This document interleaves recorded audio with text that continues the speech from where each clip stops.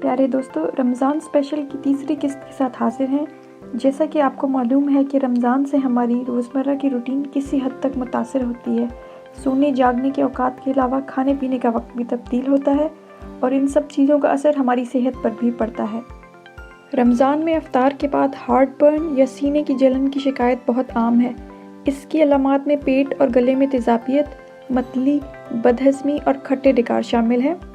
इस बदहज़मी की सबसे बड़ी वजह मैदे में एसिडिटी का बढ़ जाना है, जो कि स्टमक लाइनिंग या मैदे की दीवार को इरिटेट करता है।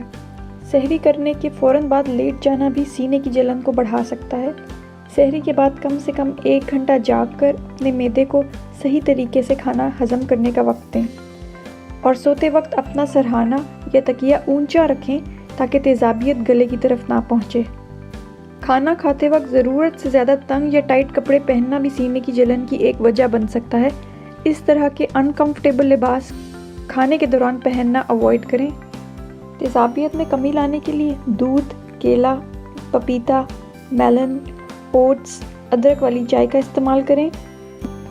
एसिडिटी कम करने के लिए रूट्स एंड ग्रीन्स यानी कि जड़ों वाली और हरे पत्ते वाली सब्जियां इंतहाई मौसर हैं, जैसा कि सेलेरी, पालक, शलजम, गाजर वगैरह। ओवर ईटिंग करने से भी मैदे पर दबाव पड़ता है और गैस्ट्रिक एसिड में इजाफा होता है और हाजमे का अमल सुस्त हो जाता है। ज़रूरत से ज़्यादा खाने से परहेज़ करें और सहरी और इफ्तार के बाद कम से कम आधा घंटा वॉक करने से तबीयत खुशगवार रहती है और तेज़ाबियत का ख़तरा भी नहीं रहता।